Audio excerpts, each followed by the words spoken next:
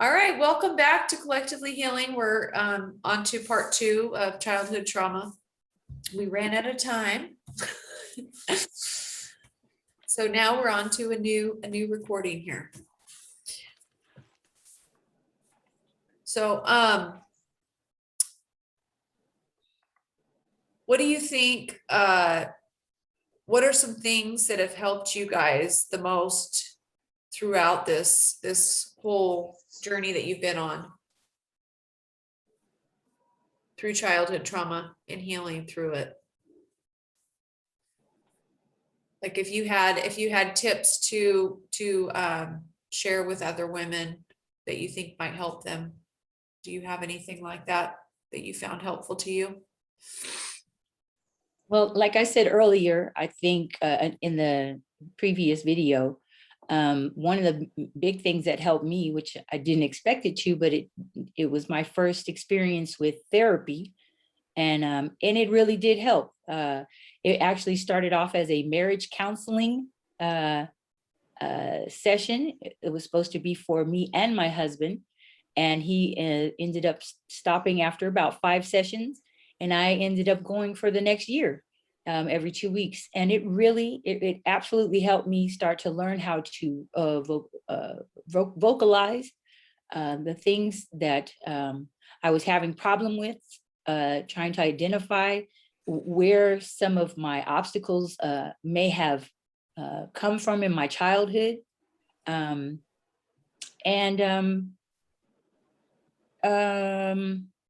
And just being able to be held accountable by someone for behavior, and being, recognizing that, like I said in the previous video, I was not responsible for what happened to me as a child.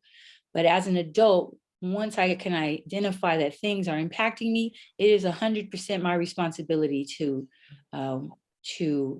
find assistance to help me work it out. So therapy was a big one for me.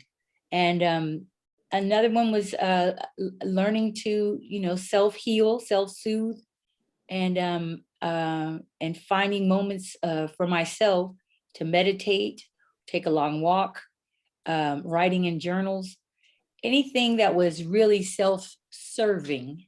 Mm-hmm. And it sounds weird, but I needed to be self-serving. Mm-hmm. And just small amounts of time in between in my days really helped me kind of find some appreciation for things that are bigger than me, and a source that is higher and right here for me in nature, and talking with my sister friends, going over things and finding women who are either my elder or have been through what I've been through and are on the other side, and accepting good counsel and wise counsel. I was never a woman who wanted to talk to my female friends and commiserate with them. If they were going through something or I was going through something, I wasn't talking trash about their boyfriends. I didn't want to hear trash talked about the person I was with. I wanted someone to help me move forward. And that's who I am with other people. I don't talk about the situation, the person that they're with or whatever the situation with. I try and deal with the woman directly, and her decision-making process, her perspectives. And that's what I always want from wise counsel is, so those are the things that have helped me conquer these childhood trauma. One more thing, forgiveness. I have found that it has been a very difficult road to get to, for all the things that we need to forgive people for. A person who molests you, how do you find forgiveness for that person? That's the hardest one. An ex-husband who shot you, how do you find forgiveness for that person? My parents who betrayed and disappointed me, how did I find forgiveness? It literally was just life experiences and going into it with a different eye. When I got married, I forgave my parents because I saw the things that they were going through as 2 separate human beings, a man and a woman, not just my mom and dad. Uh-huh. And that was a big one for me, to be able to let go of the betrayals I felt for them not handling life the way I thought it should be handled. Mhm. And because I was going through my own stuff with my partner, and so I got it. Like, oh, okay, I get that. So just going through life experiences has taught me, being able to let go of, to forgive and put away the trauma. Let's say that song by Erica Badu called Bag Lady. That was a big tremendous for me, Yeah, me too. but basically what it says is these bags represent your past, all of these traumas, all of these things you're attached to, and we're carrying them all around and on our heads and on our backs, and it's weighing us down. You can't get rid of it. You'll never get rid of your experience. It has happened, but to be able to unpack it, look it over, fold it up nice, and put it away on a closet somewhere where I don't have to carry it every day has been a blessing for me. Yeah. And that's exactly what I've done with the different things in my life that I've had to work through and identify, but especially childhood traumas is, forgiving that young man who molested me. He didn't know any better either. He might have been molested. I don't know the story, but like, these are the things that have helped me come to grips. Most abusers are abused. So it does not excuse their behavior.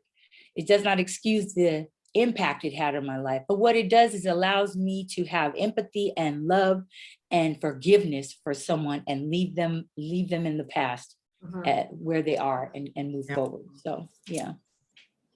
Yeah, that forgiveness is something serious. I tell people that when you go to forgive people, if you can't speak to them, write it down and then burn it and let it go. Find a way to get it out, to speak, what it is that you're holding on to. Because all of this stuff is not only causing, like cancerous stuff going on in your head, but it's all in your body. People are getting sick from the stuff they're holding on to, and you've got to find a way to let that out, and so I spoke to, one of my cousins who molested me, and come to find out that they were molested as well, by their own family. So understanding, just like you were saying, understanding, seeing from somebody else's eyes now, what they went through, you just know that forgiveness is like, man, God, how can you hold on to something like that when somebody did the same dang thing to them, Right. and they couldn't stop it. They couldn't stop it. These strong people who were holding you down and making you do things, the same thing. That's where the compassion in me, I feel for people. I feel their anger. I feel their pain. I feel what they feel. So that compassion and that, it's easy for me to be, okay, I just got to forgive that. I have to give that love back regardless, because, then they too, so. Yeah, it's amazing how all of a sudden things will trigger your memory and you're able to come to a point of forgiveness. For me, it wasn't until I was, almost dead.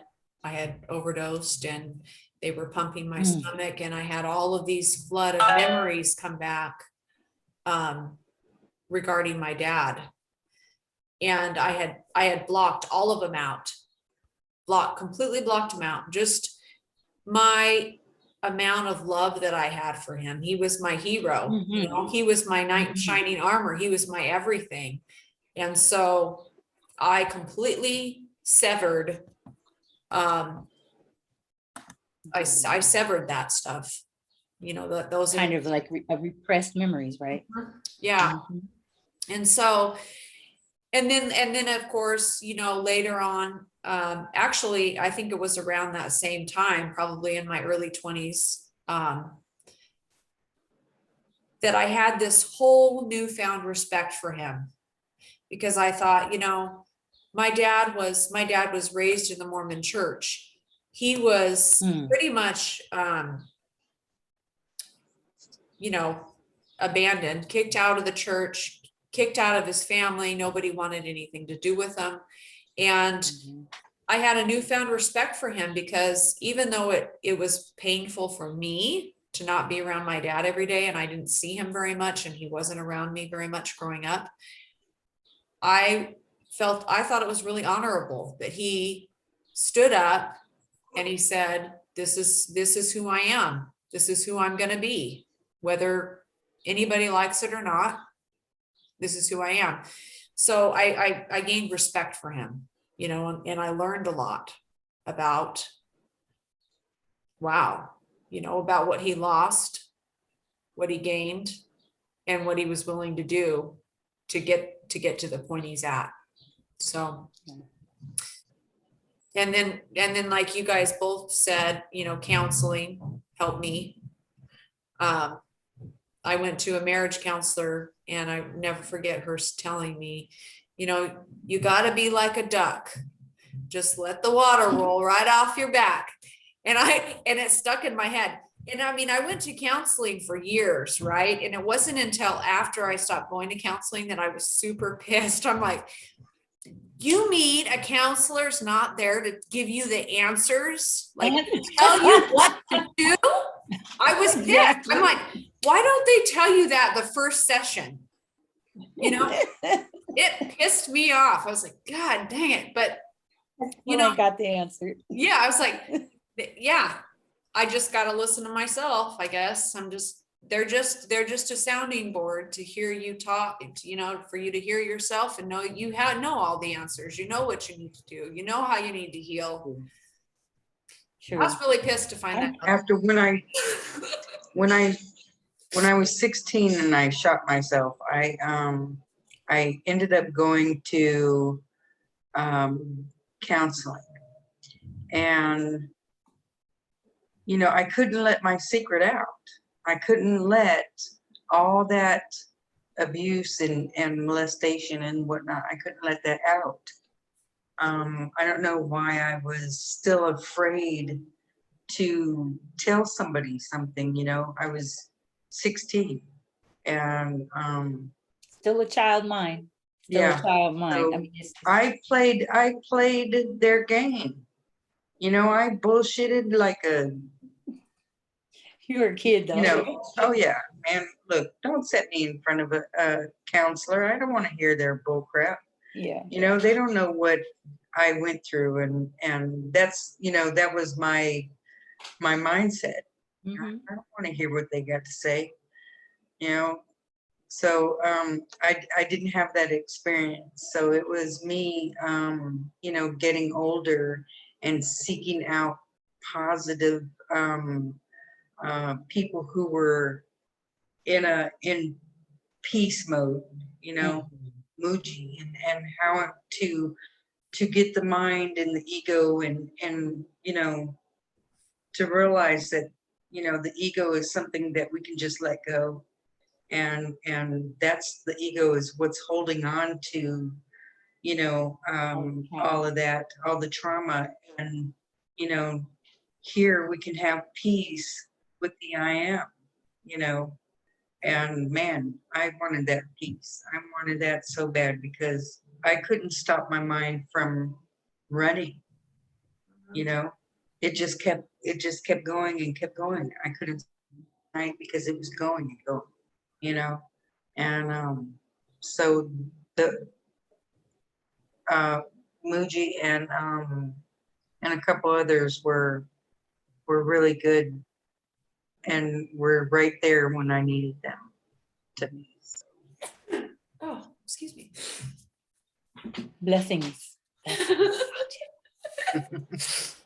Could we talk a little about how we think our childhood trauma affected us in intimate relationships? I think intimate relationships is not just a significant other, like a spouse or a boyfriend, but our relationship with our family, Relationships, our period. relationship with our children. Those, I mean, intimate ones. Like, how do we do passing on? Do our behavior passing on to children, or are we bringing it into other relationships? That kind of stuff. So I'm curious. You know, I taught my kids different than what I was. You know, my parents were 15 when they had me. Both of them were 15. So, you know, what are they going to teach me?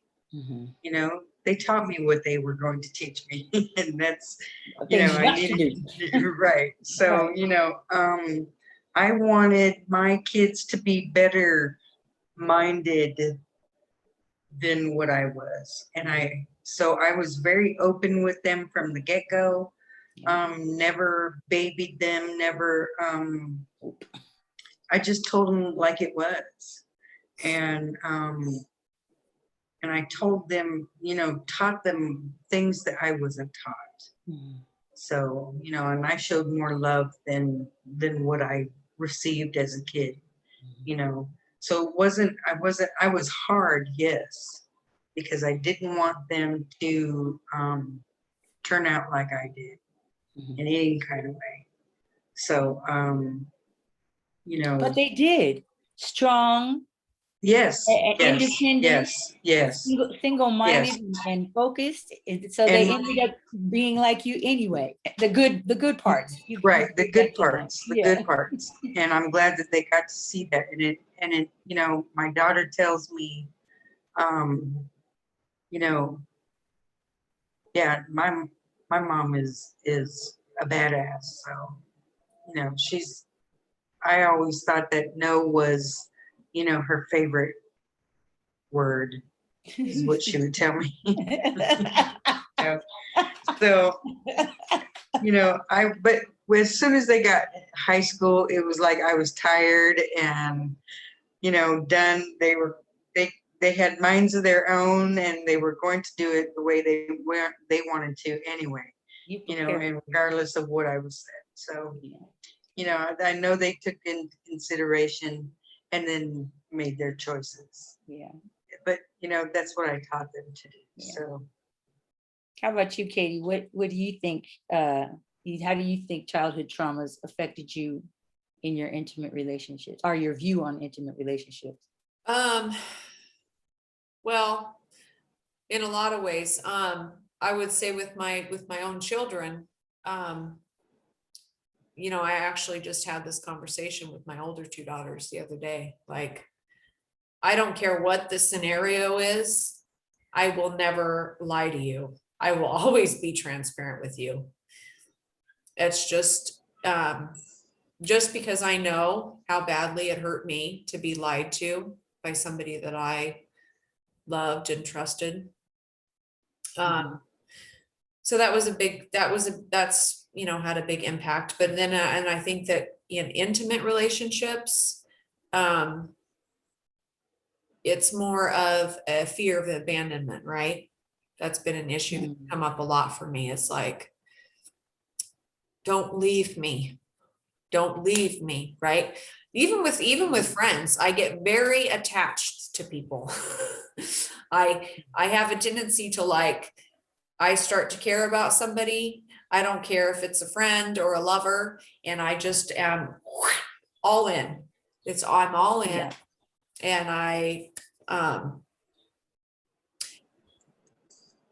And I love that about myself to a point. Mhm. To a point, because I've noticed that I am starting to try to become more not so much that way with people, Mhm. because not unless it's reciprocated, because it's you know, otherwise I open myself up so wide that I'm just like crushed and devastated when things don't work out, or a friendship ends, or a relationship ends, it's devastating to me. Yeah. I'm trying to I myself. say that again. I'm sorry. I didn't mean to interrupt. Oh, it's okay. I'm trying to shift that in myself, like be consciously aware of it when I start to do it, to do that, to overextend myself to people that I'm not, that I can tell aren't really reciprocating a friendship Mhm. or relationship or loving partnership. I'm really like, okay, I need to guard my own energy right now for myself. Yeah. So, I decided to share something I didn't think I was going to share, but I'm just going to read it off because it kind of sums up a lot of the things that I have gone through and have identified in myself, and some things I'm still working on in myself. And it's how unhealed trauma, childhood traumas manifest. So if you guys don't mind, would you mind if I read that off? Yeah, go ahead. I think it's very it covers everything. I could talk and tell you about each one of them in me, but I think to share with others so that they can identify in themselves how childhood traumas can manifest in the multitude of ways. I'm going to read this list. So unhealed childhood traumas manifest as the need to fix others, people pleasing, codependency in relationships, needing external validation, living on high alert, a fear of abandonment, deprioritizing your own needs, the need to prove yourself to others, tolerating abusive behaviors, attracting narcissistic partners, and difficulty setting boundaries. All of the above. Right, yeah. At some point in time, all of the above. Yeah. I have been, waist deep in. And the ones that I find I'm still working on are codependent relationships and feeling the need to fix other people and get involved in their stuff. I always think that's my caring nature, or my ability to see perspective and want to help people. But really, a lot of that comes from me needing to not focus on myself and fix the things that I want to fix, or manifest the things that I want to manifest where I'm stuck. I'll focus on someone else and feel in yeah. And the one that I'm really grateful to have gotten past is the difficulty setting boundaries and needing to seek validation. Those are some big ones to conquer and feel at ease and calm and know your worth. And know how easy it is to just say no graciously. Don't say anything and let your actions speak. So if something is manifesting, or people are behaving in a certain way, you don't have to fix them. You don't have to even tell them about it. Just let your actions and be away from them. That has been a big one for me, is learning how to bypass the crazy and the drama, and being able to identify it, number one, but being able to bypass it before it even comes and has an impact on me. So 2020 really dug that into us, especially with all of the notice of the crazy violence going on in public places. But literally, I'm one of those people that if I hear people start to yelling and screaming and arguing in a public place, exit stage left. I can come back later. I don't want to be, I don't want to stop it. It's shit. No, it shouldn't happen, but I am not going to be the one to step into those kind of phrase anymore. Cause people are just a little too off kilter right now. So, but yeah, those are the things that I think women need to focus on. If they see themselves manifesting those type of behaviors repeatedly in whatever scenarios, you need to step back and look within and start healing what reasoning, what happened in your childhood that is making you step that way. So thank you for letting me share that. I really wanted, I didn't think I was going to, but I was, you know what? It sums it all up. So, Yeah, it does. Yeah. Yeah. It's perfect. yeah. Yeah, right now where I'm at is focusing on myself Mhm. and getting past my fears, you know, and making myself better than I was yesterday. So, you know, this new business venture of mine has really, you know, put me in, taken me out of my comfort zone, and has made me focus on why I get my own way. So, Mhm. you know, I think I've gotten past, you know, the Captain Save-A-Ho syndrome of fixing other people, and staying focused on myself. So, you know, I'm definitely grateful for moving forward. Yeah. Any of those stand out for you, Katie? Yeah, all of them. Yeah, right. Yeah, all of them. Yeah. It's yeah, I mean, I'm constantly evaluating myself. Like, what is this choice you've made? What are we doing now? Why did you do that? Why did you think that was a good idea? Who knows? Yeah, true. But I think that's the first step is recognizing it, right? Yeah. Yep. Recognizing it, like, don't want to do that anymore. Not down for that anymore. Do you feel, do both of you, either of you, do you feel like you have conquered your childhood traumas, the ones that have most affected you? Do you feel like those are in a good place? I do, because I can share about it, Mhm. and you know, and knowing that, you know, speaking of it is going to help someone else, Mhm. and that's, you know, that's where I'm at, all about helping other people in a healthy way. Yeah. You know, so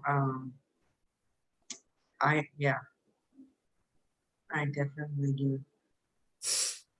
I feel like actually just recently that I've been really working through the traumas. I had a really good conversation with my dad a couple weeks ago, and it was really good to be able to talk to him and express to him that it doesn't matter what happened, that I love him, that I know he did the best he could. He was just trying to be the best dad he could, that I forgive him, and to be able to have that closure, because there's been continuous tension between him and I throughout the years of where our relationship's been strained. And so he's getting older, you know, and I'm aware of this, and it was really important for me to be able to tell him, like, I love you and I forgive you. And I've been trying to have those conversations with as many people as I can, because I don't know, stuff's kind of crazy right now. And I just feel like, I don't know. I want to be able to say, sorry, I forgive you when I can. I feel the same way. I got the opportunity to have a deep discussion with my father before he passed. And it had to do with some spiritual growth that I needed, and but to get an acknowledgement from him, you know, I told him I forgave him, and I asked for forgiveness too, because I wasn't, you know, the easiest child. And but as far as the man, I was happy to be the man who is my father. I was happy to be able to have that opportunity before he passed. And I think my mother and I, because I'm taking care of her as an, you know, and helping take care of her right now as an elderly woman, these last 5 years have been a blessing because I have shifted, you know, and I want my behavior to show that I'm, you know, forgiving of her and loving on her. And you know, I just appreciate that. And people, like you said, I've taken as many opportunities to let people know in my past, you know, who have I've had an impact on, or who had an impact on me, to Mhm. give thanks to them, or to tell them I forgive them and ask for forgiveness if it was needed. So yeah, I feel good about that. I feel, you know, now it's all the other stuff we got to work on. Next. Right. That's life though, you know, that's life. Life is, look, Mhm. if life, if we're not challenged in our daily lives, we're not growing. And if Right, we're right. not Yep. growing in some fashion or form, we're not living life fully.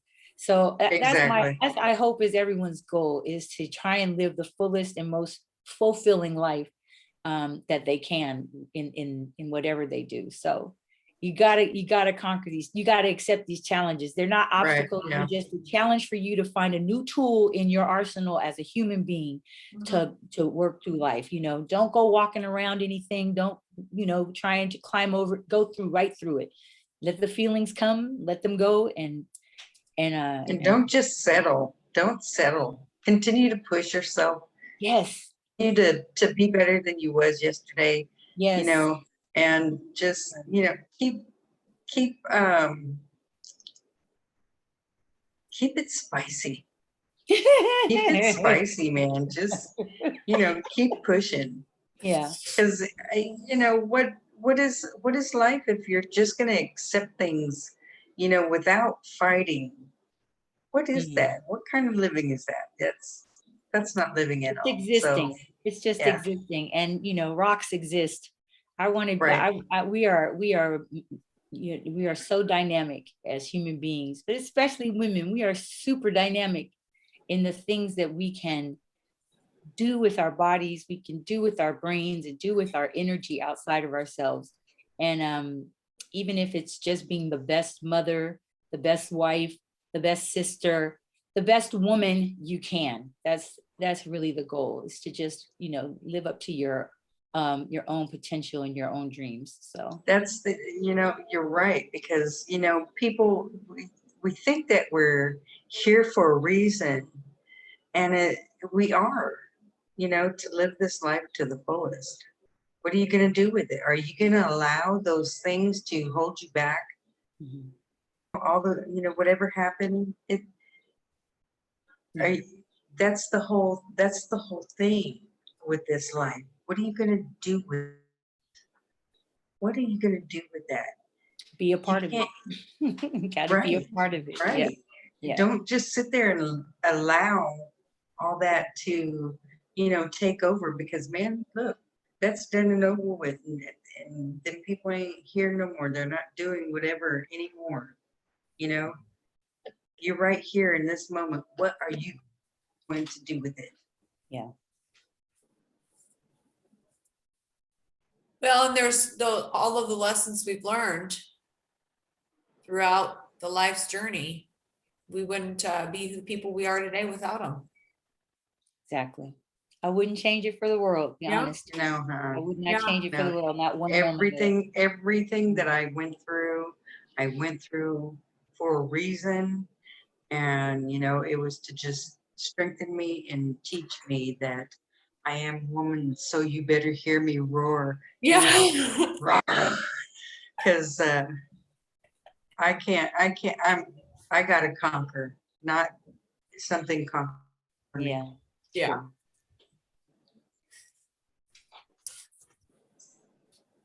Awesome. Well, thank you guys. I'm super, super excited. Yeah, I feel like Me I too. can't wait to see it. we're growing and expanding together. And that makes me like happy, very happy. My soul and spirit are clapping right now. There's so many things that I'm just I'm grateful for in my life, but this is one of the major ones. Just the sisterhood and this vision to be a part of. It's exciting to me to collectively heal with you as my sisters and with all of our sisters and brothers out there who can take anything from this. You know, that's it makes me very honored and happy. All right, I got here before my next meeting, so. All right, well, thank you for tuning in. Love